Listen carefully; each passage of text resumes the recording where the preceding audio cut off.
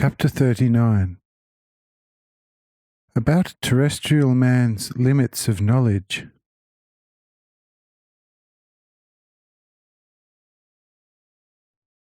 And turning to Joso, what do you say now to this dear Jara's most appropriate and accomplished answer?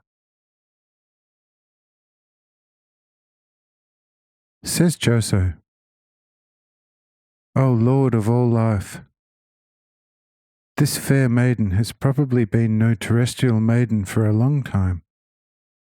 She, the most glorious Jara, is a personified celestial light of the first order, compared to which I am hardly the tiniest star. I too, through your grace, have had experiences like few mortals, for it is no joke to have spent, by my estimation, 2 years in the world of spirits, and borne up 2 years later as a decayed corpse in a tomb, to finally return with fullest consciousness through your grace and most wonderful mercy on this earth. Yet I nevertheless openly admit it that I hardly feel worthy of becoming a feeble and untalented pupil to this maiden. If she wants to show me the love of giving me limited instruction, then I shall accept same with the greatest thankfulness in the world. Says Jara, Yes, my dear Joso, you are a princely son, and I the daughter of a Jew who is a mere innkeeper of Gennesareth. Therefore, in a worldly sense, it would be most arrogant and pert of me to approach you. But if you are willing to descend from your exalted position down to me, poor one, you shall find open arms and the door open to my most humble and shabby hut.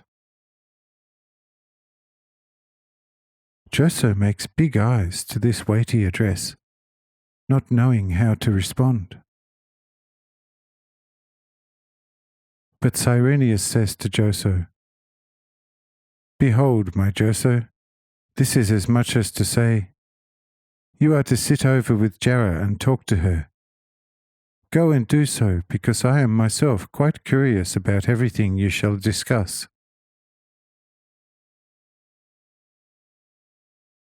Says Joso, Ah, dearest Jara, never let on about wanting me to sit with her,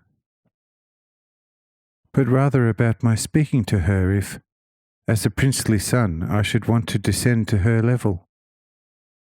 Of course, Jara doesn't seem to realize that firstly, I am no princely son, and secondly, that aristocratic pretentiousness is further from my nature than heaven is from earth. I am all just for truth. Anything below it I despise most vehemently, whilst anything above it, such as God's mysteries, I worship, not demanding elucidation in what does not become the worms and dust of this earth. In God there is the fullness of the most infinite wisdom, of which there is hardly a dust particle in us. That which we know is only fragmentary. We shall never find our way from Alpha to Beta, let alone to Omega. There are myriads of lights shining in heaven. Who knows them? We don't know the 2 big ones, let alone the countless small ones. Whereas God's wisdom is as innate everywhere as light in the eye.